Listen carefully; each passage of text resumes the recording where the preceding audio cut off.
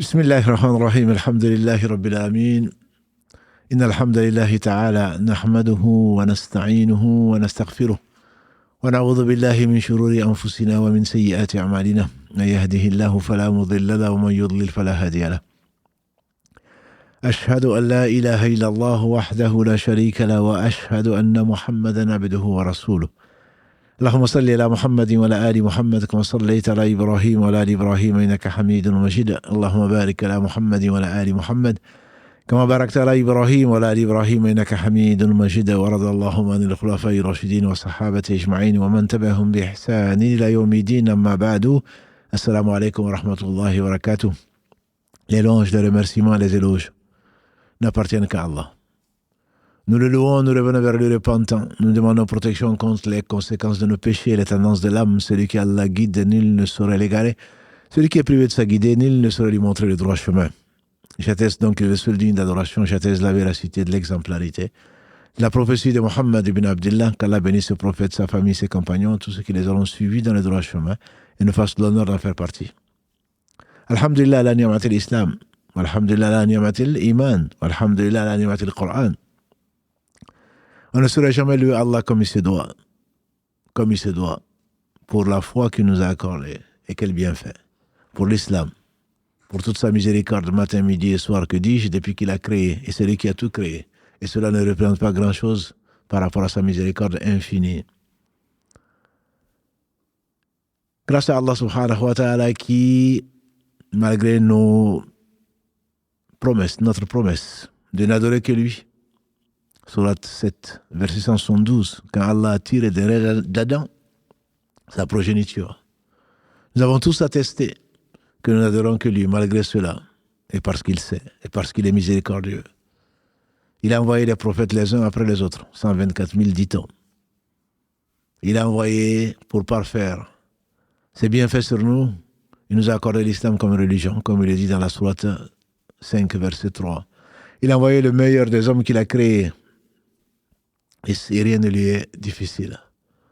Pour parachever donc sa religion et nous laisser un chemin, comme cet homme le disait, sallallahu alayhi wa sallam, clair, un chemin droit, éclairé de jour comme de nuit, et personne ne saurait s'en détourner si ce n'est le halik, celui qui est perdu, celui qui est complètement perdu.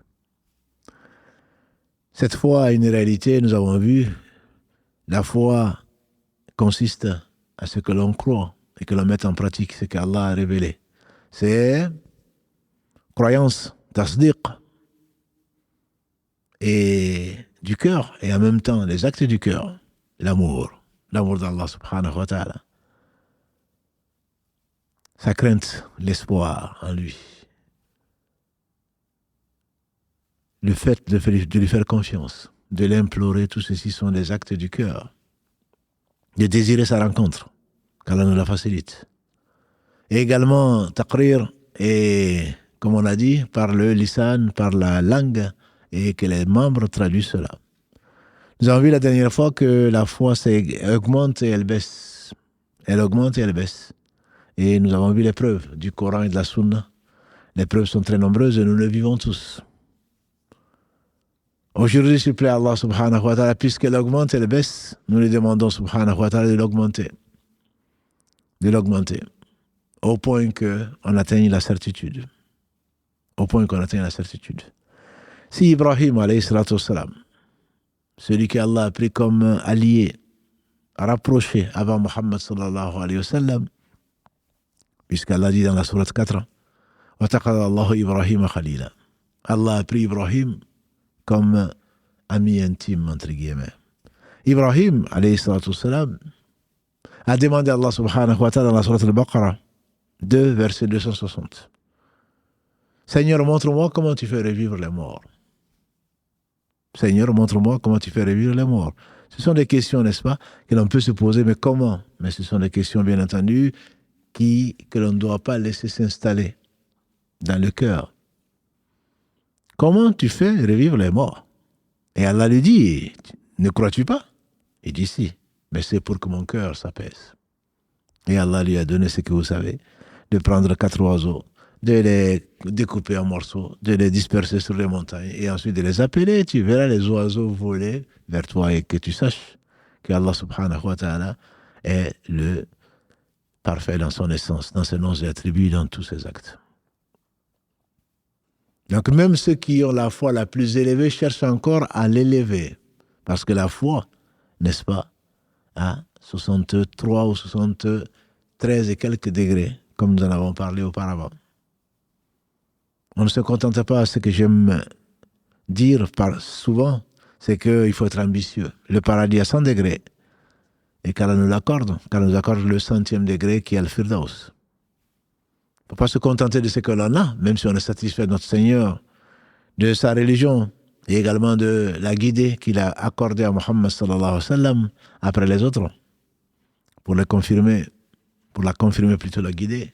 Même si nous demandons, pourquoi demande-t-on à Allah subhanahu wa ta'ala 17 fois par jour minimum, pour celui qui n'est pas indisposé, celui qui n'a pas perdu sa conscience, pourquoi demande-t-on à Allah 17 fois par jour la guidée? C'est la chose la plus précieuse, la demande la plus importante de la vie. Parce que quand tu es guidé, tu as gagné ton ici-bas comme dans l'au-delà. Ihdina as-sirata al-mustaqim. Pourquoi on le demande? On est déjà guidé, n'est-ce pas? C'est ce qu'on pense en tout cas.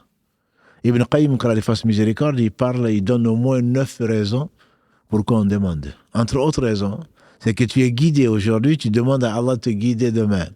Tu es guidé aujourd'hui, tu as une partie de la guidée, mais une autre te manque. Tu es guidé dans un chemin, tu es guidé une partie, mais tu n'es pas guidé dans l'autre. Tu es guidé, tu vois, tu entrevois, mais tu veux être encore plus de guidé, etc., etc. Donc il faut être ambitieux dans la vie. Ambitieux dans le bon sens, bien sûr, du terme. Demandez à celui qui est généreux. Demandez à celui qui peut tout. Lui demander encore plus de guider. Et donc, le fait de vouloir que la foi augmente, même pour ceux d'entre vous et ceux d'entre nous qui pensent avoir une foi élevée, mais la foi, elle augmente et elle baisse. Si Hanzala se plaint au prophète sallallahu alayhi wa sallam en disant qu'il craint d'être hypocrite, il n'y a que, disons, Al-Hassan al-Basri, quand il fasse miséricorde, l'épigone, il disait que on lui fait dire, ne craint l'hypocrisie que le vrai croyant. Et Omar ibn Khattab en faisait partie, il craignait d'être hypocrite. Donc la foi, elle augmente, elle baisse, et c'est qu'il faudrait rechercher, même si on pense avoir la foi véritable, c'est ce que l'on recherche. De même, les Hawariyoun, les adeptes de Isa, Jésus fils de Marie, dans la sourate 5, le verset 113, ils ont demandé à Allah, d'où le titre de la sourate d'ailleurs, la sourate 5, la table servie, Al-Ma'ida, ils ont demandé à Jésus, Ya Isa, ben Mariam, oh Isa fils de Marie, est-ce que ton Seigneur est capable? Ça paraît bizarre comme question, mais est-ce que ton Seigneur est capable de nous faire descendre une table garnie, où les premiers et les derniers pourront manger, et tout ça? Et qu'est-ce qu'il leur dit? Jésus, alayhi salam, craignez Allah. Craignez Allah. Vous demandez à Allah de faire descendre des signes, et quand il descend, comme il a promis à ses disciples, je vais le faire descendre. J'en suis capable. Mais après avoir vu ces signes, celui qui ne croit pas en moi, alors je le châtierai comme je ne châtierai personne.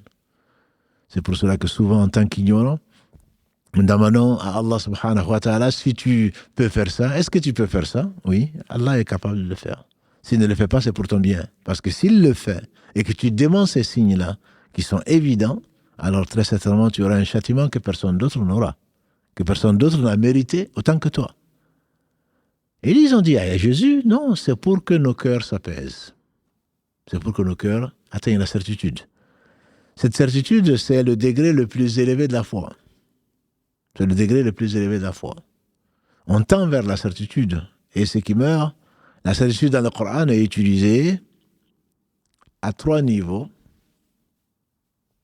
Ilm al-yaqin, ayn al-yaqin wa haqq al-yaqin. Mais quand le yaqin, la certitude est utilisée comme ça, fa'budullah hatta ataq al-yaqin, adore Allah, ya Muhammad sallallahu alayhi wa sallam, jusqu'à ce que la certitude arrive. Cette certitude est synonyme, disent les savants, de la mort. Jusqu'à ce que tu rencontres l'ange de la mort, ce qui a été son cas et le cas de beaucoup d'autres. Là, la certitude, la yaqin, est synonyme donc de la mort. Mais quand Allah parle de certitude et la qualifie, il parle de ilm al-yaqin. Kalla law ta'lamuna ilm al-yaqin, la tarawunna al-jahim. Oh, certainement, si vous le savez, de science sûre, vous aurez vu là l'enfer Jahim. Ça, c'est dans la sourate Takathur, 101. La tarawunna al-jahim, thumma la tarawunnaha ayna al-yaqin. Ilm al-yaqin, ayna al-yaqin. C'est ensuite, dans la même sourate, vous l'aurez vu de vue certaine, avec vos propres yeux. Thumma la tus'aluna yawma idhin anin na'im. Mais ensuite, on vous interrogera sur les délices. qu'Allah nous pardonne sur les délices. Qu'est-ce que tu as fait de bien fait qu'Allah t'a prêté, qu'Allah t'a fait goûter. Et l'homme sera interrogé dessus, comme l'a promis le prophète sallallahu alayhi wa sallam à celui qu'il aimait le plus parmi les hommes, Abu Bakr, en lui révélant ce qu'Allah lui a dit après avoir mangé des dattes fraîches, bu de l'eau fraîche, après avoir mangé du mout de la brebis, alors qu'ils sont rentrés ventre vide, ils sont ressortis ventre plein. Il a dit à Abu Bakr, on est sorti ventre vide, on rentre chez nous ventre plein, et sur cela, on sera interrogé. Haqqa al-yaqin, fasabbih bismi rabbika al-azim. Allah le dit dans les derniers versets de la sourate 56. Ça, c'est la certitude, la vraie certitude. Ibn Qayyim, encore qu'il fasse miséricorde, il explique ceci, ces différents types de certitudes, pour revenir ensuite à notre sujet. Ces différents types de certitudes, il dit, si quelqu'un te dit, derrière cette montagne, il y a un lac, tu sais que la personne ne ment pas. Elle ne ment pas. La science, elle est certaine. Or, la science certaine, c'est bien entendu celle que Allah subhanahu wa ta'ala a révélée. Soit par l'intermédiaire de l'ange Gabriel alayhi salam, soit dans le Coran, soit par ce qu'il a révélé à son prophète sallallahu alayhi wa sallam et à d'autres prophètes qu'Allah les bénisse tous. Ça, c'est une science qui est certaine. Il n'y a pas de doute dessus, puisque c'est le savant par essence, par excellence. Celui dont la connaissance, la science est parfaite de tout, du passé, du présent, du futur, de ce qui n'est pas, si ça avait été ce que ce serait, c'est lui qui l'a fait descendre. Quand on parle de ilm al-yaqin, il s'agit de la révélation, la science certaine. Ibn Qayyim, il dit alors, tu montes sur ce mont et tu vois toi-même effectivement le lac. Tu vois le lac. Ça, c'est ayn al-yaqin. Non seulement j'en ai entendu parler, mais je l'ai vu, effectivement. La mer bleue, à un coucher du soleil, etc. Je l'ai vu de mes propres yeux. Personne ne va te dire que tu ne l'as pas vu. Là, tu es certain. Tu étais déjà certain de l'information. Comme Ibrahim l'a dit, il était certain de l'information qu'Allah va faire ressusciter les morts. Mais il voulait atteindre cette certitude qui fait la richesse des gens de science. Et qui chasse les ambiguïtés et les doutes. Et qui chasse les passions quand elles viennent envahir le cœur ou l'âme. Cette science certaine, ça vient d'Allah. Mais pour encore être encore plus proche de la certitude, il a demandé à voir, comme les disciples de Jésus ont demandé la table, il a demandé à voir donc comment Allah va ressusciter les morts avant l'au-delà. Et le premier qui sera habillé, on sera tous ressuscités. Pas un ne manquera à l'appel. On sera tous ressuscités, pieds nus, corps nus, non circoncis.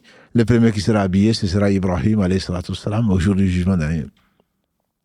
Donc tu montes sur cette montagne ou sur ce mont et tu vois la mer bleue ou le lac. Effectivement, tu l'as vu. Mais tu l'as vu, est-ce que c'est un mirage? Ou c'est vraiment l'eau, c'est vraiment le lac? Tu descends et tu plonges les pieds ou la main, ou tu prends une poignée que tu bois. Ça, c'est haqq al-yaqin. Là, c'est la réalité elle-même. Tu la goûtes, tu l'as croqué de pleines dents et il n'y a absolument aucun doute. Et les prophètes sont arrivés à ce stade-là. Loin de nous cette prétention, mais on doit tous chercher à élever notre foi. Et cette foi est élevée par différents moyens. Il y a des moyens globaux que décrivent les savants, notamment le Cheikh Saadi, dans l'arbre de la foi, et il y a des moyens détaillés. On va s'arrêter aujourd'hui, Inch'Allah, qu'aux moyens globaux. Les moyens globaux cités par certains gens de science sont de 4 ans. C'est la méditation sur les versets d'Allah, subhanahu wa ta'ala. La méditation sur sa parole incréée, premièrement. Deuxièmement, la méditation sur sa créature, celui qui a tout créé sans aucun besoin de ces créatures. Et Allah se passe de tout. Troisièmement, et c'est peut-être premièrement, la recherche de la science. C'est pourquoi nous avons été créés. C'est par là qu'Allah fait monter la foi. Et enfin, la mise en pratique de ce qu'Allah a révélé. Ce sont les 4 moyens globaux que citent certains gens de science pour que la foi s'élève.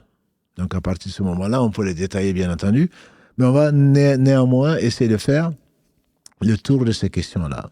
Le tour de ces questions, à savoir que on va rechercher avant toute chose la science, rechercher pourquoi nous avons été créés, et ceci s'apprend bien entendu par en connaissant ilm al-yaqin, l'origine donc de la science qui est certaine, qui est le Coran et la Sunna du prophète sallallahu, puisque comme vous le savez, Allah le dit dans la sourate An-Najm, l'étoile 53, versets 3 à 4, wa ma yantiqu anil hawa in huwa illa wahyun yuha. Il ne parle pas sous l'effet de la passion, ce n'est qu'une révélation révélée. Sur la 53, versets 3 à 4. Parmi donc ces moyens globaux pour que la foi elle augmente, puisque il y a une foi parfaite à laquelle nous devons tendre, il y a très certainement donc ce que Allah a décrit dans son livre et a enseigné à son prophète sallallahu alayhi wa sallam. Je veux parler du Coran. Je ne parle pas encore de méditation, je parle juste de la lecture. Je parle juste de la connaissance. Et n'est pas savant l'instruit. Est vraiment savant celui qui a compris et qui sait de source sûre que ce qu'il a est vraiment la vérité. Et c'est ce qu'on appelle les ulama, ce sont les savants, qu'Allah les bénisse, et ce sont les héritiers des prophètes, qu'Allah les bénisse tous. Allah les honore. Parce que plus tu sais, plus les ambiguïtés, bien entendu, disparaissent. Plus tu sais, plus les passions sont freinées. Plus tu sais, plus ta foi augmente. Liyazdadu imana ma'a imanihim, c'est que leur foi augmente et que rajoute un surcroît de foi par rapport à la foi qu'ils ont. Il y a une flamme qui est dans le cœur. Et la personne qui va la faire sortir, Inch'Allah, de l'enfer, si elle a mérité, si elle est morte injuste et ayant pris le droit de qui que ce soit, le droit d'Allah subhanahu wa ta'ala, Allah, il peut pardonner. Sauf celui qui lui a associé quoi que ce soit.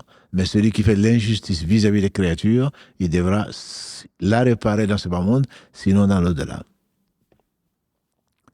Et donc cette foi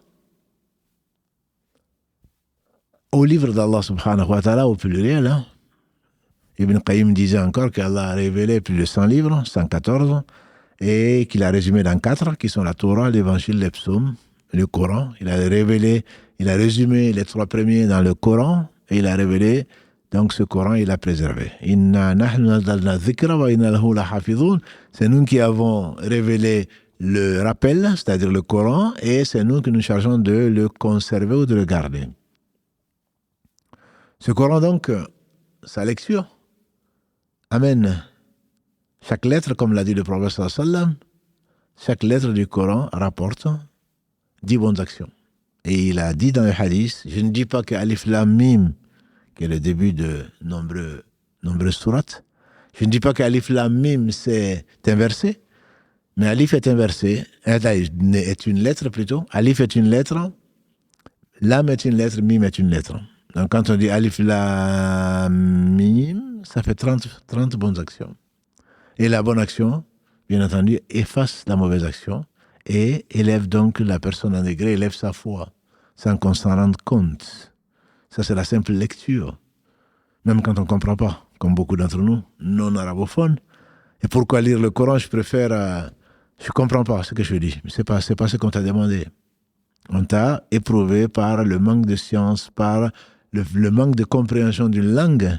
Et soit tu vas apprendre la langue pour comprendre, soit alors tu vas quand même le faire parce que c'est une adoration. Parce qu'Allah, là, c'est sa parole incréée. C'est ce qui fait que le simple fait de lire le Coran t'apporte même si tu ne comprends pas.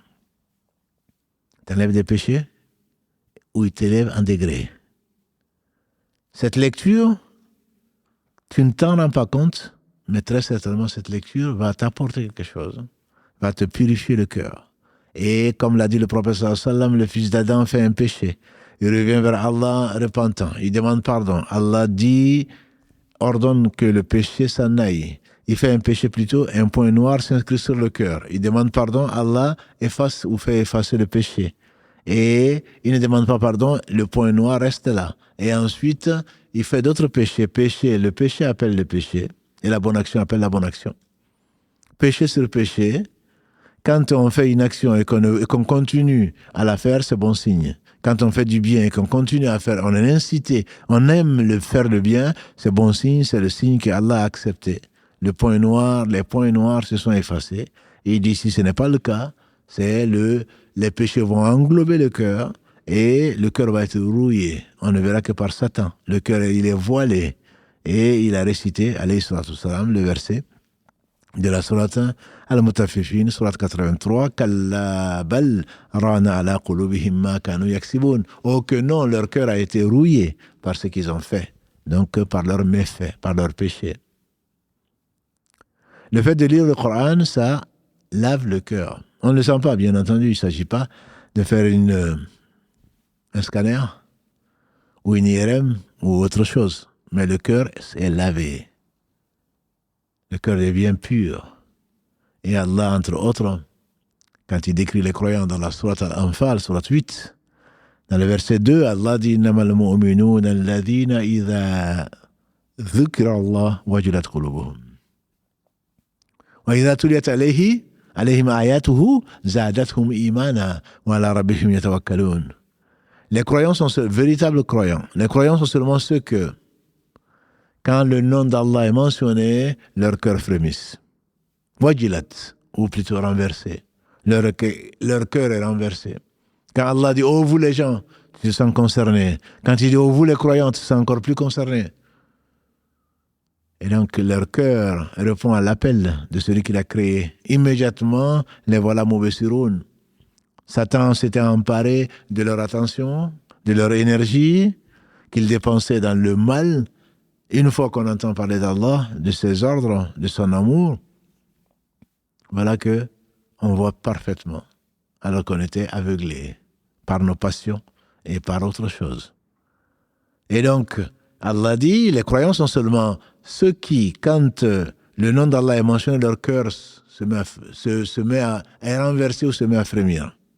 وَإِذَا تُتْلَى عَلَيْهِمْ آيَاتُهُ زَادَتْهُمْ إِيمَانًا. Et quand leurs versets leur sont récités, leur foi augmente. Leur foi augmente, pourquoi? Parce que Allah subhanahu wa ta'ala met dans le Coran ce qu'il n'a pas mis ailleurs.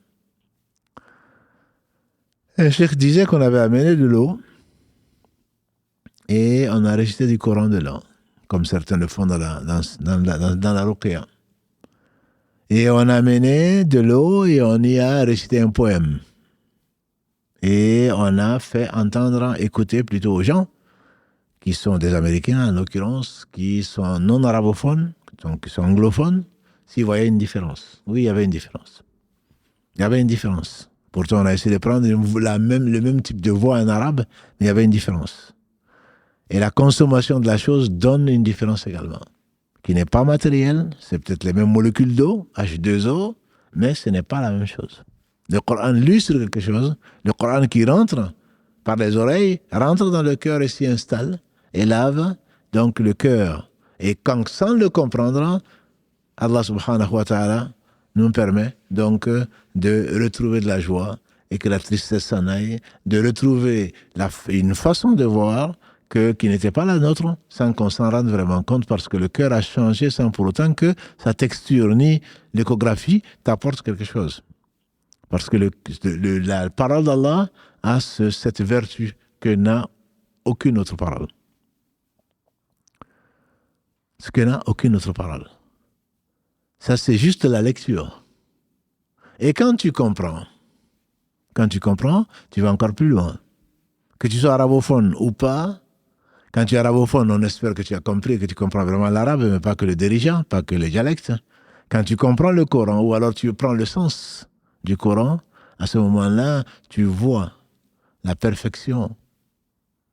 Allah te décrit ce qui te décrit de son univers. On y reviendra, Inch'Allah. Il te décrit ce qui est en toi-même. Il te décrit les récits des gens qui sont passés avant toi. Il te décrit les épreuves des uns et des autres. Et que quand il aime, il éprouve. Et que les plus éprouvés sont les prophètes, comme le prophète sallallahu nous l'a dit dans les différents hadiths. Et qu'à côté de ça, tu as honte. Tu as honte de te plaindre. Et que de cette tristesse qui va disparaître, de ce désespoir où presque quand Allah a sauvé Ibrahim alayhi salam du feu, tu te rendras certainement compte qu'il est capable de toutes choses. Tu te rendras compte certainement de sa grandeur, de sa toute-puissance, de sa bienveillance, de sa bonté. Et que Allah, quand Allah te dit qu'il observe parfaitement et qu'il est plus proche de toi que la veine jugulaire, alors tu te dis, tu n'as plus envie de te venger. Parce que tu connais Allah au travers de ses attributs, de ses noms, tous parfaits, que tu lis dans le Coran. Que tu lis dans les hadiths que le prophète sallam apporte de sa part. Et donc, après avoir lu le Coran, walillahi alhamd, on est à la veille d'un mois, le mois du Coran, qui est le mois de Ramadan. Shahru Ramadan, alladhi unzila fihi al-Qur'an. Hudan linnas wa bayinat min al-huda wal-furqan. Verset 185 de la sourate Al-Baqarah, c'est pendant le mois de Ramadan que le Coran a été révélé comme guidé pour les gens. Et critère de distinction, donc, entre le bien et le mal. Et c'est la raison pour laquelle Allah nous demande de jeûner, pour atteindre la piété. Et donc, ce mois, on redécouvre, même ceux qui lisent le Coran souvent, ils sont peu nombreux malheureusement, redécouvrent certaines des vertus du Coran. Et Allah a révélé et conservé sa parole, et on la met de côté, et on écoute tout. On accorde beaucoup d'attention à ce que les gens disent, mais très peu d'attention à ce que le Seigneur dit, et on se dit croyant. On se dit croyant. Alhamdulillah que le Ramadan revient chaque année, et que Allah ne nous a pas encore repris l'âme, et que on va, Inch'Allah, si Allah nous prête vie, on va pouvoir revivre, réécouter au moins, pour ceux qui font les prières, ou dans la journée, relire, et dans la nuit, prier et redécouvrir la vérité, ilm al-yaqin, la vraie, la seule vérité, qui est la parole d'Allah subhanahu wa ta'ala, qui viendra panser nos plaies, qui viendra nous réjouir, qui viendra annoncer la bonne nouvelle. Je ne parle pas encore de la méditation, je parle juste de la science certaine que l'on va lire. Allah va nous narrer ce qui est arrivé au premier comme au dernier. Allah va te décrire le paradis comme si tu y étais, si vraiment tu es croyant. Il va te décrire l'enfer comme si, pour te mettre en garde, comme si tu l'avais vu. Et tu ne l'as pas vu. Et si tu l'avais vu, tu aurais certainement demandé protection auprès de son Créateur, subhanahu wa ta'ala. Et donc, ce Coran, la simple lecture, entre guillemets, je ne demande même pas d'en tirer des leçons. En tirant les leçons ceux qui y ont médité. Mais la simple lecture est une information qui est sûre, comme on l'a dit, ilm al-yaqin. Une information qui est sûre et qui ensuite t'apportera certainement du baume au cœur, puisque Allah dit subhanahu wa ta'ala, c'est le minimum. Dans la sourate 13, verset 28, Allah dit Ala bi dhikrillahi tatma'innu al-qulub. N'est-ce pas que c'est par le rappel d'Allah que le cœur il s'apaise. C'est une des raisons pour lesquelles le prophète sallam, Allah lui a fait aimer particulièrement la prière, parce que la prière, entre autres, c'est la récitation du Coran et la glorification. Mais la récitation du Coran, il la faisait, sallallahu alayhi wa sallam, il pouvait passer une nuit à réciter le même verset, notamment le verset 190 de la sourate Ali Imran, sur lequel, Inch'Allah, nous reviendrons. Pendant toute une nuit, il était en train de réciter ce verset-là et en train de pleurer. À chaudes larmes. On dit que quand il récitait, quand il pleurait, on disait une marmite qui contenait de l'eau qui bouillait. Parce qu'il croyait qu'il avait la certitude. Parce qu'Allah avait purifié son cœur. Et ce ne sont pas les yeux qui sont aveugles, comme Allah le dit dans la sourate 22, verset 46. Ce ne sont pas les yeux qui sont aveugles, mais c'est plutôt le cœur. Quand le cœur est pur, très certainement, ça laisse passer la lumière, et la lumière divine. Donc la simple lecture du Coran, je dis simple, en comprenant le sens, ou des sens du Coran, nécessairement, va enlever des péchés, va élever ton niveau de foi. Va élever ton niveau de foi. Et il y a la méditation. Et Allah invite à méditer. Le Coran n'a pas été révélé pour être lu sur des morts. Litunzira man kana hayya, dit Allah dans la sourate Yasin. Litunzira man kana hayya, que tu mettes en garde celui qui est vivant. Donc il a été fait pour être compris. Il a été révélé pour être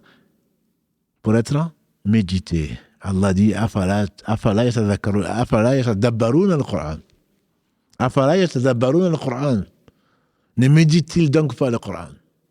Dans de nombreux versets, donc, dont le verset 82 de la sourate Les Femmes. Le verset 82 de la sourate des Femmes. Également le verset 24 de la sourate Muhammad, la sourate numéro 47, qui porte le nom de Muhammad sallallahu alayhi wa sallam.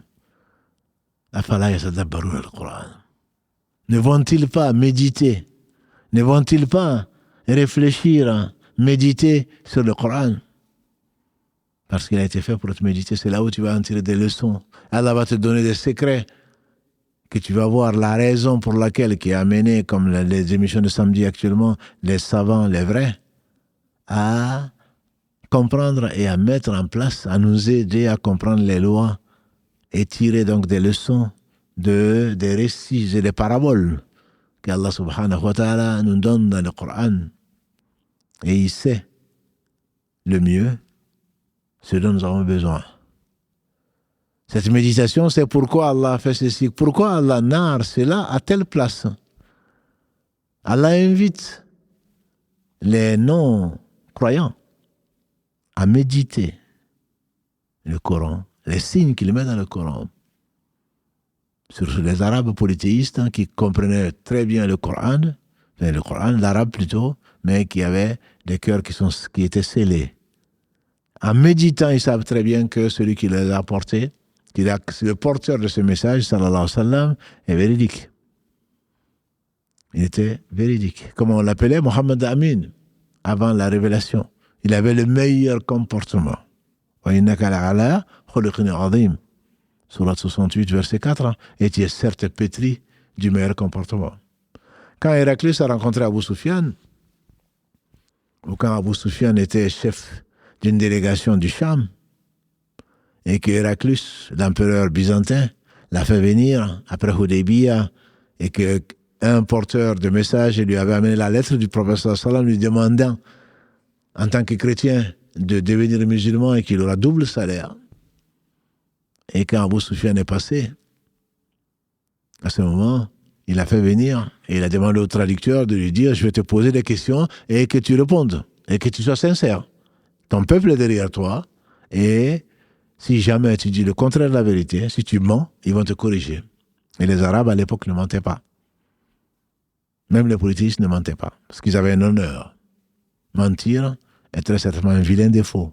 L'une des caractéristiques des hypocrites, comme l'a dit le prophète sallallahu alayhi wa sallam, il a même commencé dans le hadith d'Abu Huraira, rapporté par les deux, Ayatul Munafiq Thalath, les signes des hypocrites sont les trois. Il a commencé par quoi? Iza haddatha kadhab. Quand il parle, il ment. Ça, c'est le premier, et une des caractéristiques qui est le premier qu'il a cité dans ce hadith d'Abu Huraira Karalagré. Et donc, il a posé un certain nombre de questions, dont est-ce que cet homme qui prétend être prophète, est-ce qu'il a déjà menti? On lui a dit, il a répondu non. Est-ce qu'il a déjà menti? Vous le connaissiez comme menteur avant la révélation? Il a dit non. Et ensuite, il a répondu si. Effectivement, il n'a pas menti aux hommes. Je me suis dit, il ne peut pas mentir sur Allah. Et il a posé un certain nombre de questions, dont qu'est-ce qu'il vous ordonne? Qu'est-ce qu'il vous ordonne, cet homme? Il dit, il leur ordonne, puisqu'il n'était pas encore musulman, Abu Sufyan, qu'Allah l'a gré, ensuite Allah l'a guidé vers l'islam, il leur ordonne la piété filiale, il leur ordonne de s'occuper des orphelins, des veuves, au point que un homme dit que le prophète sallallahu alayhi wa sallam n'a jamais ordonné une chose que la raison puisse rejeter. Il n'a jamais interdit une chose et que la raison ne te dise pas, mais pourquoi on ne l'a pas interdit en fait, avant? Telle est la sagesse des prescriptions divines, même si beaucoup de gens ne comprennent pas. Et donc ce prophète, qu'Allah le bénisse, qui a été envoyé comme quoi? Comme miséricorde pour les univers. Et Allah dit dans le verset 128 de la sourate Tawbah, لَقَدْ جَاءَكُمْ رَسُولٌ مِّنْ أَنفُسِكُمْ عَزِيزٌ عَلَيْهِ مَا عَنِتُّمْ حَرِيصٌ عَلَيْكُمْ بِالْمُؤْمِنِينَ رَءُوفٌ رَحِيمٌ. Il était miséricordieux vis-à-vis des croyants. Envoyé comme miséricorde pour les univers, il était particulièrement miséricordieux vis-à-vis des croyants. Il était le plus doux des hommes. Et tout ce qu'il a rapporté était de la vérité de la part de son Seigneur. Quand tu commences à rentrer dans le détail, c'est lui qui te dit la yu'minu ahadukum hatta. Aucun d'entre vous ne deviendra véritablement croyant. Ça veut dire sa foi va progresser jusqu'à ce qu'il arrive au summum de la foi. Anas, qu'Allah le bénisse, ainsi que sa mère, Anas disait que j'ai entendu le prophète sallallahu alayhi wa sallam dire, dans ce qui a été consigné dans les deux, Al-Bukhari et Muslim, la yu'minu ahadukum hatta yuhibba li akhihi ma yuhibbu li nafsi. Aucun d'entre vous ne sera véritablement croyant s'il n'aime pas pour son frère ce qu'il aime pour lui-même. On n'y est pas encore arrivé. Si vous y êtes arrivé, priez pour nous. Ça, c'est la foi complète. Ce n'est pas la foi idéale, c'est la foi complète. C'est-à-dire que la foi va augmenter au travers de ce que nous avons vu, la lecture du Coran, la récitation du Coran, la compréhension du sens et la méditation des versets au point que, comme dit Hanzala, quand on était avec le prophète sallallahu alayhi wa sallam, disait-il, quand il parle de l'enfer, on avait l'impression de voir l'enfer. Quand il parlait du paradis, on a l'impression d'y être. Et quand on est avec sa famille, on oublie. On oublie. Qu'Allah nous pardonne. On oublie. Ce bas monde nous mange. Et pourtant, il ne vaut pas grand-chose aux yeux d'Allah subhanahu wa ta'ala. Donc, méditer sur les versets du Coran, c'est une des meilleures façons d'apaiser le cœur, comme Allah dit, Allah bi dhikrillahi tatama'in al-qulub, n'est-ce pas que c'est par le rappel d'Allah que les cœurs s'apaisent. Et comme Allah le dit dans la sourate Al-Anfal, verset 2, wa iza tuliyat alayhim ayatuhu. Et quand les versets d'Allah leur sont récités, zadathum imana, leur foi augmente. Et donc c'est une preuve, effectivement, que c'est l'un des moyens, que dis-je, peut-être le meilleur moyen pour que la foi, elle augmente et que la connaissance rentre dans le cœur, que les ambiguïtés s'envolent et que l'on devient, parce qu'on a appris la science, parce qu'on est à l'origine, parce que plutôt on est à la base même de la chose, que Allah subhanahu wa ta'ala nous permette alors d'être des gens qui le connaissent et qui le craignent. Et on devient alors, les savants ont la place qu'Allah leur a donnée, quand il dit dans le verset 7 de la sourate 3, وَالرَّاسِخُونَ فِي الْعِلْمِ, ceux qui sont vraiment enracinés dans la science, ce sont nécessairement ceux, les anges, alayhim salam. Allah leur a enseigné ce qu'il leur a enseigné. Ils ne mangent pas, ils ne boivent pas, ils ne peuvent même pas désobéir. Allah leur a donné la certitude. Et donc, si la science est certaine, si on l'acquiert, alors certainement, on fait partie des rasikhuna fil ilm, ceux qui sont vraiment enracinés. Et Ibn Abbas disait-il, lui-même, qu'Allah l'a gré ainsi que son père en fait partie. Des gens qui sont enracinés, les gens au cœur malade, qu'Allah nous préserve, qui pensent avoir appris un peu et qui confondent les versets et qui ne les comprennent pas et qui vont aller chercher les versets au sens équivoque. Allah en parle dans la sourate 3, verset 7. Alladhi qulubihin zayghun, dans les cœurs dévient. Ils vont aller chercher les versets au sens équivoque. Quant aux rasikhuna fil ilm, ils disent Amen. Kullun min indi rabbina, nous y croyons tous. Nous croyons à tout. Tout vient de notre Seigneur. Mais ils ne se rappellent, il a ulul albab, ne se rappellent vraiment que les gens qui réfléchissent. Ils prennent les versets au sens inéquivoque, au sens clair, pour expliquer les versets qui peuvent être équivoques pour certains, pour beaucoup même. Allah les a associés, les rasikhuna fil ilm, il les a associés au bien et aux gens qu'il a choisis. Il dit, subhanahu wa ta'ala, dans la sourate 3 encore, verset 18, شهد الله أنه لا إله إلا هو والملائكة وأولو العلم قائما بالقسط لا إله إلا هو العزيز الحكيم. Allah atteste qu'il n'y a d'autre divinité que lui. Et il y est associé, wal malaïka, les anges aussi, parce que c'est une certitude pour eux. Wa ulul ilm, et les gens qui possèdent la science, qa'iman bil qist, et qui s'adressent et qui témoignent pour la vérité, qu'il n'y a d'autre être digne d'adoration si ce n'est Allah. Al-Aziz, le Tout-Puissant. Al-Hakim, le Parfait, dans sa sagesse, comme il est parfait dans tous ses noms et attributs. Allah associe les savants, Allah les loue. Il donc atteste, Allah les atteste, Allah les associe dans l'attestation. Et Allah subhanahu wa ta'ala fait les savants, ceux qui le connaissent le mieux, ceux qui le craignent et ceux qui l'aiment le plus, quand il dit dans la sourate 35, verset 28, « Innama yakhsha Allaha min ibadihi al-ulama » ne craignent vraiment Allah que les savants. Donc c'est dit « Hal yastawi alladhina ya'lamuna wa alladhina la ya'lamun » Dans la sourate 39, verset 9, Allah dit, est-ce qu'ils sont pareils? Sont-ils égaux, ceux qui savent et ceux qui ne savent pas? Certainement pas. Innama yatadhakkaru ulul albab. En fait, ne se rappelle que les gens vraiment qui réfléchissent, qui ont un cerveau, qui réfléchissent et qui en tirent parti. Donc, Allah invite à cette connaissance au travers de ce qu'il a mis entre nos mains, notamment la méditation sur ce qu'il a créé, sur les créatures, celui qui a tout créé, sans besoin. Entre autres versets, c'est le verset 190 de la sourate 3 qui a fait pleurer longuement le prophète sallam jusqu'au matin quand Bilal alayhi salam est venu le trouver en train de pleurer. Il a dit malheur, malheur à celui qui a entendu ces versets-là et qui ne réfléchit pas et qui ne médite pas.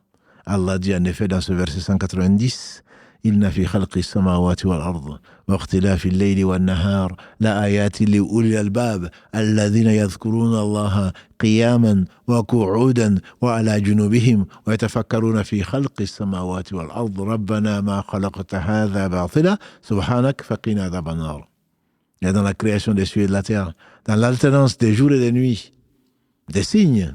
La ayatin li ulil albab, les signes pour les gens qui ont un cerveau. Alladhina, ceux qui se rappellent Allah, debout, assis et couchés, et qui réfléchissent et qui méditent sur la création des cieux et de la terre, qui disent Rabbana ma khalaqta hadha batila. Seigneur, tu n'as pas créé tout ceci en vain. Subhanak, gloire et pureté à toi.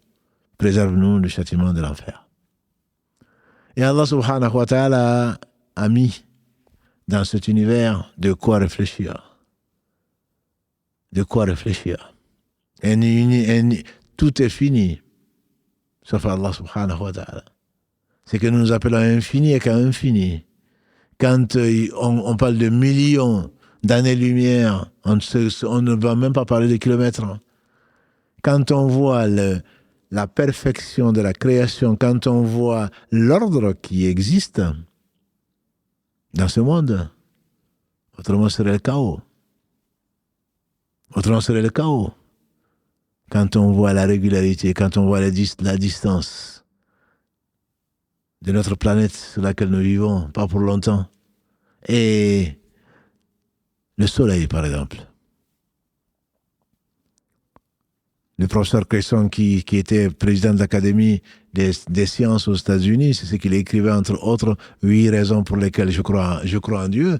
Quand il dit que le soleil a combien d'années-lumière de la Terre, si le soleil était un peu plus proche de quelques kilomètres de la Terre, il n'y aurait pas de vie sur la Terre parce que il y aurait la sécheresse, la chaleur de la Terre, la chaleur du soleil aurait tout brûlé.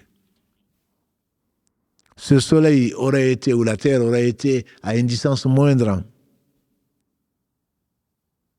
Il n'y aurait pas eu de vie sur Terre. Pourquoi? Parce qu'il y aurait trop de froid. Tout aurait gelé. Il prend en même temps l'exemple de la Lune. Elle est à la distance parfaite. Si elle était un peu plus proche, les marées seraient énormes et que ça envahirait la Terre. Sans les montagnes qui ancrent, la Terre qui ancre, certainement, il n'y aurait pas eu de vie sur Terre. Sans cette atmosphère, sans l'ozone dont on parle beaucoup du réchauffement climatique. Ben, on n'a qu'à amener des fourneaux. On n'a qu'à éloigner le soleil de nos têtes. On n'a qu'à remettre une couche d'ozone qui en est capable, si ce n'est Allah subhanahu wa ta'ala. Il n'y aurait pas eu ça. Pourquoi on craint la disparition de la couche d'ozone ou son émincissement? Pourquoi? À cause des conséquences que l'on connaît déjà, pas seulement pour les paysans, mais pour la terre entière. La terre n'a jamais été aussi chaude.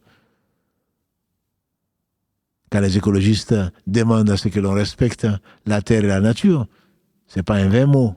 C'est parce que sans cela, il n'y aura pas de vie. Allah nous a préservés jusque-là et c'est peut-être un des signes de la fin du monde. Si nous continuons comme nous continuons, avec l'élévation de la température de la planète, il n'y aura plus de vie pour ceux qui viendront après nous. Si la vie continue. Parce que l'homme peut supporter ce qu'Allah a voulu qu'il supporte.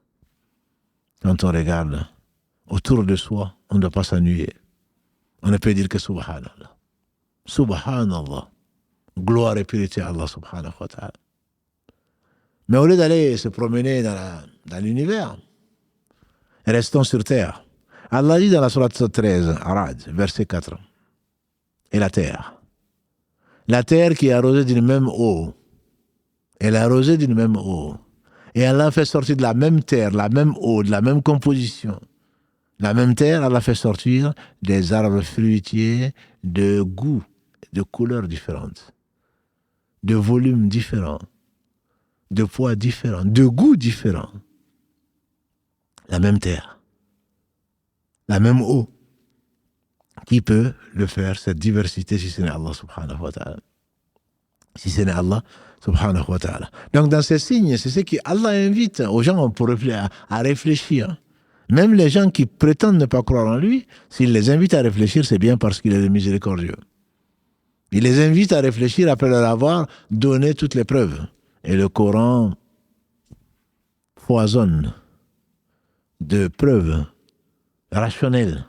Je dis bien rationnelles, qui regardent comment le chameau a été créé, qui regarde comment est-ce que l'eau descend sur une terre qui est morte, et ensuite tu la vois gonfler, tu la vois s'épaissir, et d'ensuite faire sortir de cette terre ce que tu pensais être mort, et en réalité qui sommeille sous la terre, et qui donne de l'herbe et des arbres fruitiers. Tout ceci pour dire quoi? Celui qui a fait ça est capable de nous ressusciter et est capable de bien plus. Et sa promesse est vraie. Ça, c'est la science certaine. Donc, la méditation sur les créatures d'Allah subhanahu wa ta'ala, leur complexité, surtout leur perfection et leur harmonie. Le couple, l'homme et la femme, complémentaires comme Allah l'a voulu. Allah subhanahu wa ta'ala a voulu créer de cette personne physiquement faible qu'est la femme. Il a donné vie à tous ceux qui existent en tant qu'humains. Et on ne peut pas le faire autrement. Là où il n'y avait ni enclume, ni marteau, Allah a fait sortir d'une goutte de sperme qui a fécondé un ovule, Allah a fait sortir un bébé qui est passé par différents stades et qui va se retrouver accueilli dans ce bas monde par une mère généreuse, par un saint prêt à l'accueillir, qui va le nourrir le temps qu'Allah veut, par une société qui, quand elle est normale en toi, accueille si bien cet enfant, l'entoure d'amour et les choses matérielles pour l'empêcher. Allah n'aurait pas créé cette miséricorde dans le sein de la mère, qu'ensuite, après s'être débarrassé, entre guillemets, de ce fardeau, contente d'avoir accouché, elle abandonnait cet enfant comme quelques mères ingrates et indignes. Qu'est-ce que nous serons devenus? Tout ceci fait partie des signes d'Allah subhanahu wa ta'ala. Et quand il dit dans la sourate Dhariyat, sourate 51, versets 20 et 21. وَفِي الْأَرْضِ آيَاتٌ لِلْمُوقِنِينَ وَفِي أَنفُسِكُمْ أَفَلَا تُبْصِرُونَ. Il y a sur la terre ayat, des signes pour les gens qui croient avec certitude. Et en vous-même. Et en vous-même. Je ne parle pas du sommeil, je ne parle pas du manger, je ne parle pas du reste, hein, qu'Allah subhanahu wa ta'ala, des tonnes et des tonnes que tu n'aurais certainement pas pu avaler ni digérer si Allah n'avait pas créé ce qu'il a créé en toi. Afi anfusikum, regarde-toi, observe-toi un peu, plutôt que d'être narcissique, te regarder dans un miroir et dire que tu es beau, et celle qui est moins belle, et celui qui est moins beau, tu crois qu'il a voulu se faire lui-même? Le nez aurait été sur la tête, qu'est-ce que ça aurait donné? Des ongles qui pousseraient dans le nez ou sur la bouche, qu'est-ce que ça aurait donné? Il est le Khallaqul Alim, le créateur tout sachant, celui qui sait tout et à la perfection. Observe les bienfaits d'Allah. Observe les bienfaits d'Allah. Il n'y a pas de bienfait si ça ne vient pas d'Allah, subhanahu wa ta'ala. Observe les bienfaits d'Allah en toi, si ce n'est pas un ingrat. On ne voit que ce qu'on n'a pas. On est insatiable. L'avidité, c'est ce qui a amené notre père Adam à aller chercher l'arbre qui lui a été interdit, dont les fruits lui ont été interdits. Tu ne vois que ce qui ne va pas. Si tu voyais tout ce qui va, très certainement tu serais remerciant. À commencer par la foi qu'Allah donne aux gens qu'il aime. Et ensuite, il embellit dans les cœurs, comme il est dit dans la sourate 49, verset 7. وَزَيَّنَهُ فِي قُلُوبِكُمْ وَكَرَّهَ إِلَيْكُمُ الْكُفْرَ وَالْفُسُوقَ وَالْعِصْيَانَ. Et il vous a fait détester l'ingratitude, la perversion et le péché. Et il vous a fait aimer le fait d'être droit. Tout ceci, pourquoi? D'autres ne l'ont pas. Parce qu'ils ont été orgueilleux. Parce qu'ils ont préféré se baser sur leur science, le peu de science qu'ils ont apprises d'ailleurs, puisque c'est Allah qui nous a enseigné ce qu'il a voulu. Ils ont laissé tout ceci. Pourquoi? Pour se tourner vers eux-mêmes, vers les autres, et en oubliant le Créateur sublime, subhanahu wa ta'ala. Quand tu vois cela, bien entendu, que la foi s'embellit dans ton cœur, qu'Allah te l'a donné, ensuite que tu l'arroses des fruits, l'arroses plutôt de la pluie, de la révélation, très certainement la foi elle augmente. La foi elle augmente. Et tu ne vas pas te contenter, comme on l'a dit au début de l'émission, tu ne vas pas te contenter de ce que tu as. Tu vas viser l'excellence. Tu vas avoir honte. Je pêche matin, midi et soir, comme l'a dit le prophète sallam. Tous les fils d'Adam sont soumis à l'erreur et les meilleurs d'entre eux, c'est ceux qui se repentent. Tu dois avoir honte d'Allah. De n'utiliser que le reste de ton temps, que le reste de ta nourriture, que le reste de ton argent, que le reste d'eux, pour donner à celui qui se passe de tout. Alors tu vas viser l'excellence. Tu vas avoir honte qu'Allah te voit dans les endroits où il n'aimerait pas te voir et où il pourrait envoyer l'ange de la mort pour te rappeler, malgré tes prétextes, malgré les prétextes que tu pourrais inventer pour dire que si il m'avait laissé un peu de temps, j'aurais fait ceci et cela. Il t'accorde un délai. Ceci va t'amener à l'excellence. L'excellence vis-à-vis de qui? Qu'est-ce que c'est que l'excellence? Al-Ihsan. Al-Ihsan, a dit le prophète sallam à l'homme qui est venu l'interroger, l'ange Gabriel, alayhi salam, dans le hadith d'Omar que l'on connaît, rapporté par l'imam Muslim. L'excellence, il a dit que tu adores Allah comme si tu le voyais. Car si tu ne le vois pas, lui, il te voit. Si tu ne le vois pas, lui, il te voit. Donc cette excellence, c'est, comme l'a dit le prophète sallallahu alayhi wa sallam, Allah ordonne l'excellence en toutes choses. Même quand tu égorges une bête, que tu veux sacrifier une bête pour Allah, aiguise ton couteau pour que la bête ne souffre pas. Cette excellence, Allah l'ordonne dans la sourate 16, sur laquelle nous revenons souvent, verset 90. Inna Allah ya'muru bil adli wal ihsan wa ita'i dhil qurba. Allah ordonne l'équité et l'excellence en toutes choses. Et le fait de nourrir les gens qui sont proches de toi. Cette excellence a défini le prophète sallam quand il a été interrogé par l'ange Gabriel. Il dit que tu adores Allah comme si tu le voyais. Car si tu ne le vois pas, lui te voit. Donc c'est l'excellence dans l'adoration. Et le prophète sallam disait à son épouse Aïcha, qu'Allah l'agrée, est-ce que tu ne veux pas que je sois un serviteur très reconnaissant? Il m'a comblé, comme il n'a comblé aucun homme. Et tu ne veux pas que je prie? Il priait jusqu'à ce que ses pieds étaient enflés par pudeur vis-à-vis d'Allah subhanahu wa ta'ala, qui nous a comblés au début et à la fin, qui nous a comblés avant tout par la foi. Parce que Allah ne donne la foi qu'aux gens qui l'aiment. Qui es-tu pour être aimé d'Allah? Qui es-tu pour mériter la foi? Et qui es-tu pour qu'Allah ne te l'arrache pas? Allah te donne la foi et tu fais le contraire des gens qui sont croyants. Allah te donne la foi et tu es avare. Allah te donne tout ce qu'il te donne, il aurait pu te le prendre par les moyens que lui seul sait.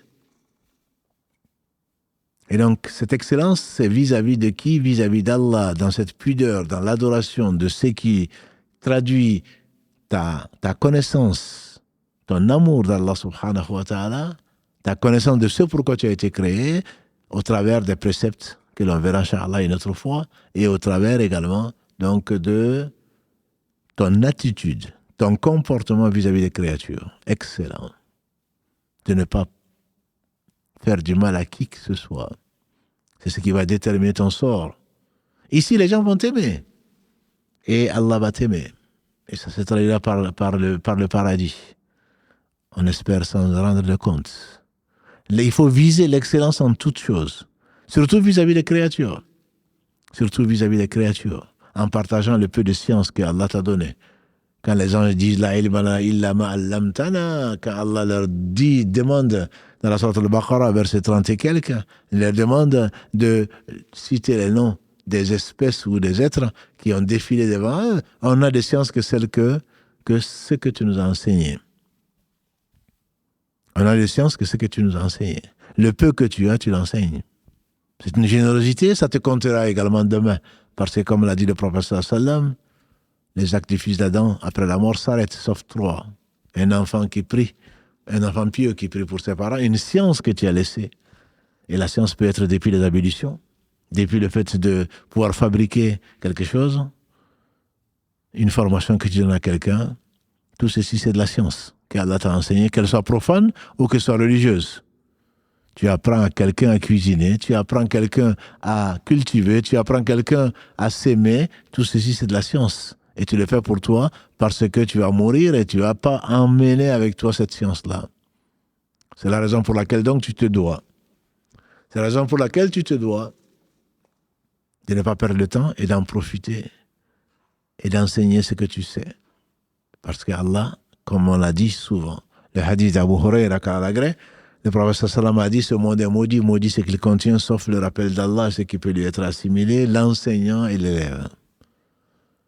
Il faut exceller dans l'enseignement le peu que tu sais, bien sûr que tu sais, qu'il y a une science certaine, pas que tu inventes ou que tu crois savoir. Là, tu investiras dans le durable, ce qui va te profiter même dans la tombe et bien après. L'excellence vis-à-vis de ce qu'Allah t'a accordé comme intelligence. Aider les gens, les conseiller, ça fait partie.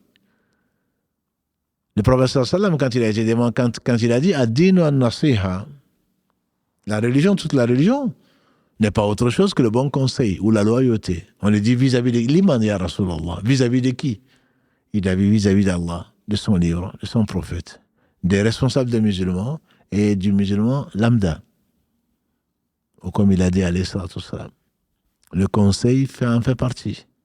C'est pas parce que toi, tu ne vas pas pouvoir le faire que tu ne vas pas le conseiller. Ça me rappelle le cas d'Omar ibn Khattab Kalalagré, alors que c'était Abu Bakr qui était le plus chargé d'entre eux et le meilleur d'entre eux après la mort du prophète sallallahu alayhi wa sallam. Il va le voir, il y a Abu Bakr.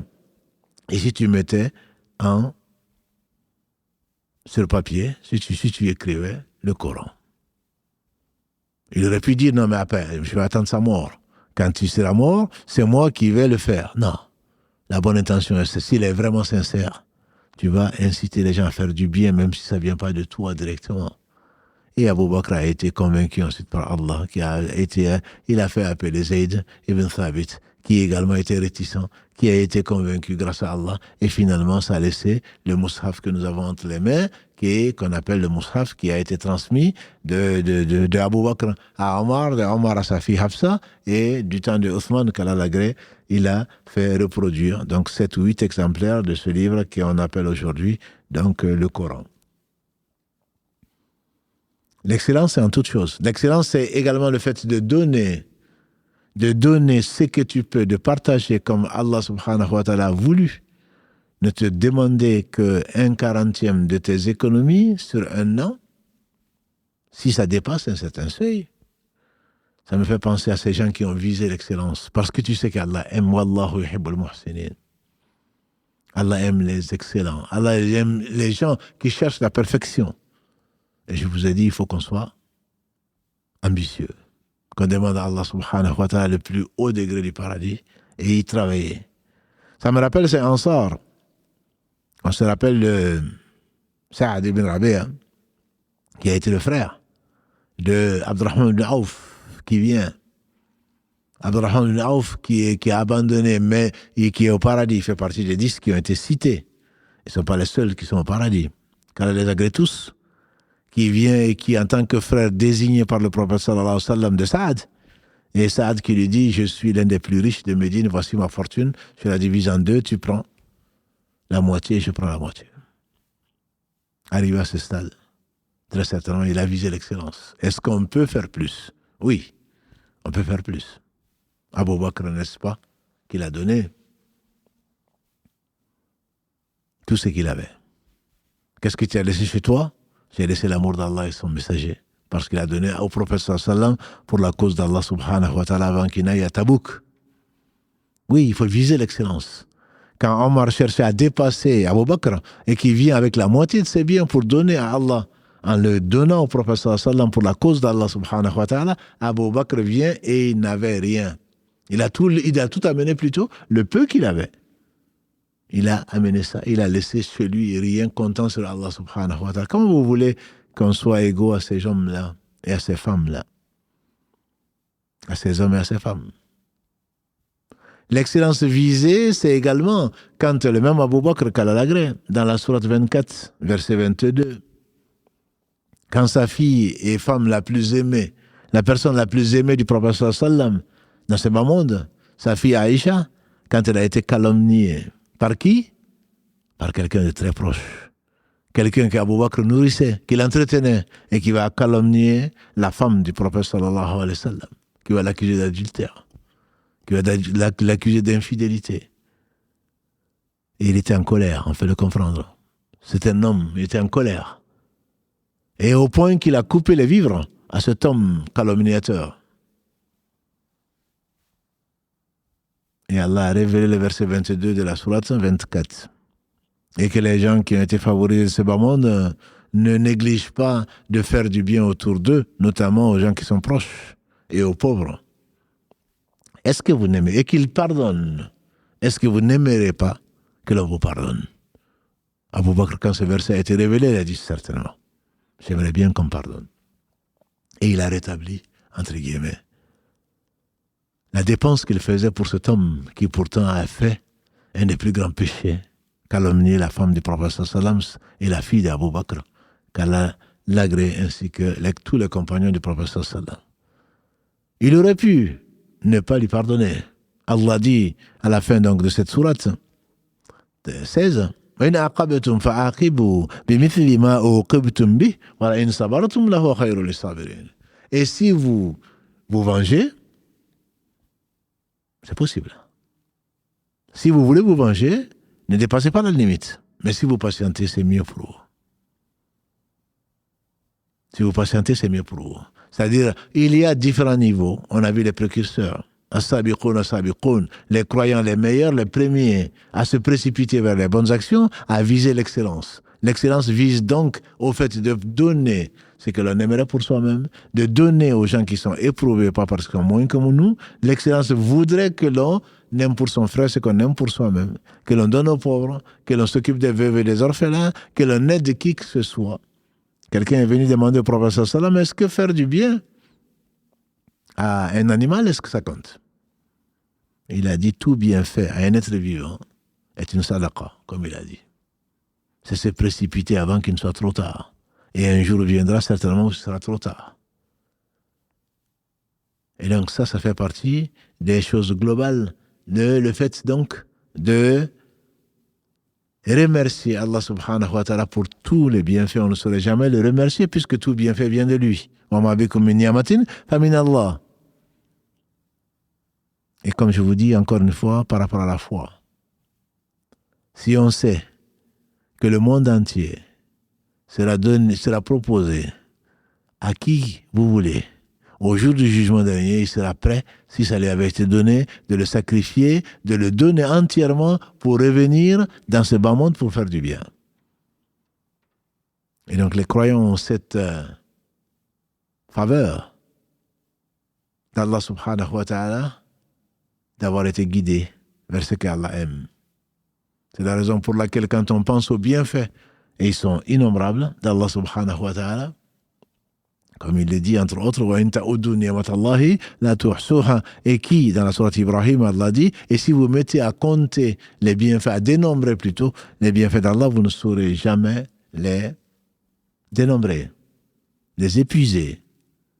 Et donc le fait de voir, de connaître les bienfaits augmente très certainement la foi. Quand ton Seigneur a proclamé, surat 14, verset 7, quand ton Seigneur a proclamé, si vous me remerciez, je vous en rajoute.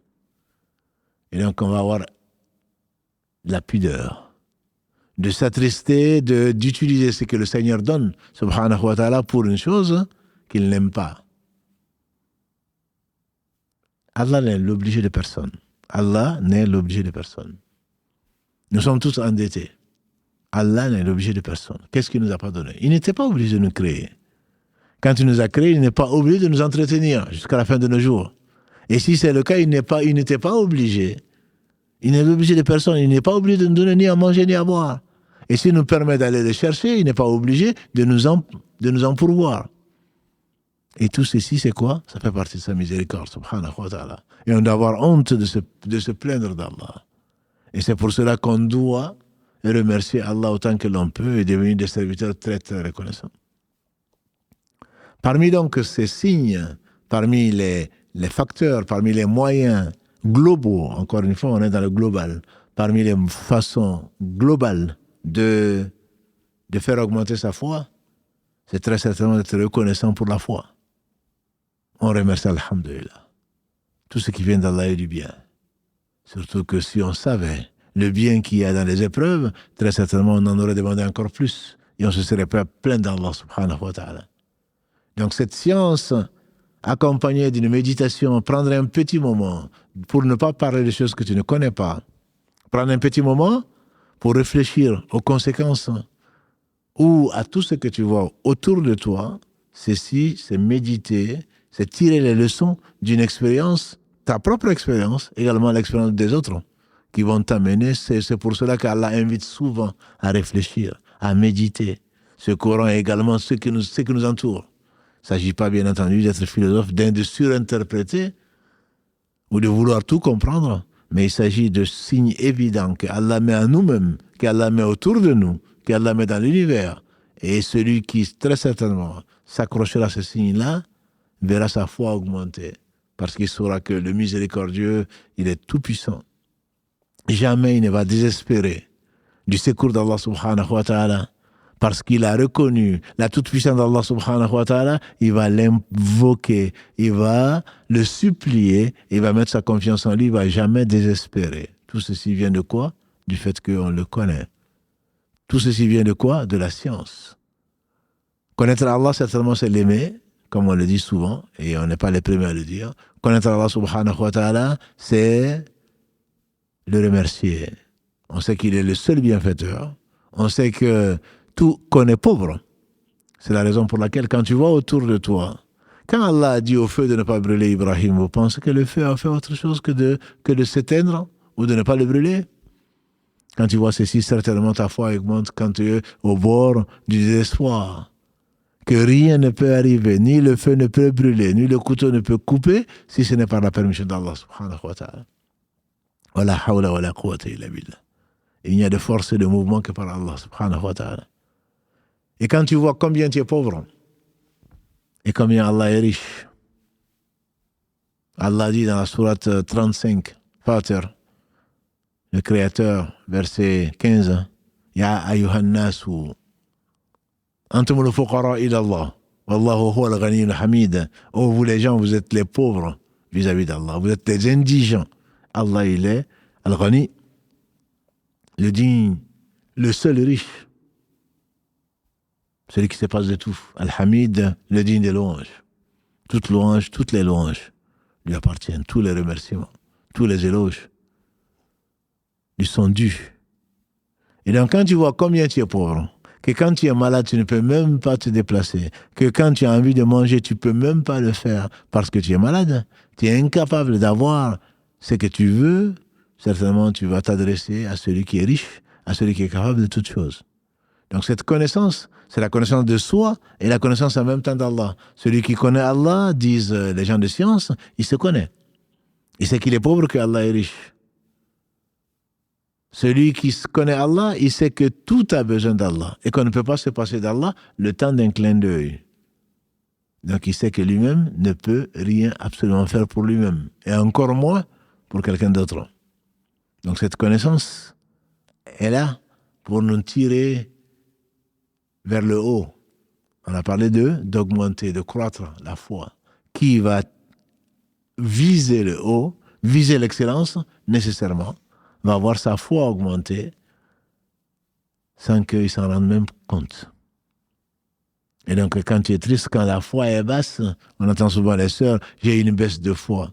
Oui, effectivement. Il y a des jours où on a envie de donner tout ce qu'on a, il y a des jours où on n'a pas envie de donner une chemise. Mais certainement, ceci est dû à quoi? À l'ignorance. À l'ignorance. Des gens qui se sont laissés pris dans le tourment de cette vie, quand on se rappelle Allah, quand on connaît Allah, très certainement tu vas voir que la foi, elle va augmenter, je dirais même en flèche. Pourquoi? Parce que l'espoir revient, parce que l'optimisme revient. Pourquoi? Parce que tu sais que tout ce qui arrive dans cette vie comme épreuve n'est qu'une chose pour t'élever en degré ou te faire pardonner. Et surtout, tu vas patienter parce qu'Allah est avec les patients. Tu vas savoir que l'au-delà, c'est pour cela que nous avons été créés, passer dans ce bas monde certainement, mais que tout a une fin, sauf Allah subhanahu wa ta'ala. En le sachant, l'optimisme revient, le courage revient. En le sachant, on dépense parce que, comme l'a dit le prophète sallam, qui d'entre vous préfère, c'est bien, préfère plutôt l'héritage qu'il va laisser par rapport à ce qu'il lui va emporter, par rapport à ses biens. Qui d'entre vous préfère les biens de ses héritiers par rapport à ses propres biens? Ils ont dit, personne d'entre nous au messager d'Allah. Il dit parce que les biens qui t'appartiendront, c'est ce que tu auras dépensé. Et ceux que tu vas laisser, c'est ceux de tes héritiers. Et donc, à partir de ce moment-là, tu verras la foi, grâce à Allah subhanahu wa ta'ala, monter en flèche. Et c'est ce que nous recherchons. Donc, nous avons dit que ce sont des moyens globaux que, grâce à Allah subhanahu wa ta'ala, je vais les rappeler, c'est la méditation. Méditation sur l'univers, sur les créations, sur les créatures plutôt, sur la création d'Allah. Méditation, lecture, méditation, compréhension du Coran, où Allah a mis tout le bien. Allah a réuni tous les livres dans le Coran. Et Allah n'a laissé même pas un iota d'une chose importante qui ne soit pas dans le Coran. Et donc, nous devons être des familiers de ce livre. Et qu'Allah fasse de ce Ramadan, ou de cette occasion, ou même avant le Ramadan, une opportunité pour chacun d'entre nous de revoir le livre d'une autre façon, d'un autre œil, un autre regard. Parce que c'est la miséricorde même. C'est la miséricorde pour le monde et en même temps une guidée et une guérison pour nos cœurs qui sont malades. Et il y a la recherche donc de ce pourquoi tu as été créé. Et quant à l'application de ce qu'il a envoyé, on le verra, Inch'Allah, dans un autre live. Qu'Allah subhanahu wa ta'ala vous bénisse, mes frères et sœurs. Qu'Allah nous augmente en foi. Une augmentation qui certainement connaîtra des baisses, mais que ces baisses soient encore très élevées. Qu'Allah nous fasse viser l'excellence. Que l'on soit ambitieux et que l'on soit les voisins du prophète sallam dans ce paradis, dans ce jardin paradisiaque et au plus haut degré, donc du paradis qui est le Firdaus. Qu'Allah bénisse celui par qui Allah a fait sortir, Allah a donné la vue à l'aveugle, lui au malentendant, qui nous a montré la voie. Qu'Allah bénisse donc Mohammed, sa famille, ses compagnons, tous ceux qui les auront suivis dans le droit chemin et nous fasse l'honneur d'en faire partie. Notre prochain rendez-vous, Inch'Allah, donc sera le samedi pour parler de l'imam Ahmad ibn Hanbal. Donc, vous avez maintenant, depuis lundi, depuis avant-hier, 3 émissions. Donc, lundi pour parler des questions et réponses qui vous a visiblement plu. Alhamdulillah, qu'Allah l'accepte. Mercredi pour parler donc des maladies du cœur, la médecine du cœur plutôt. Essayer de s'améliorer, surtout de ne pas se prendre pour ce qu'on est, pour ce qu'on n'est pas plutôt. Et que Allah subhanahu wa ta'ala nous purifie les cœurs. Et samedi pour apprendre un peu plus sur les hommes que Allah a aimés, pour les prendre comme exemple. سبحانك اللهم وبحمدك أشهد أن لا إله إلا أنت أستغفرك وأتوب إليك سبحان ربك رب العزة عما يصفون وسلام على المرسلين والحمد لله رب العالمين والسلام عليكم ورحمة الله وبركاته.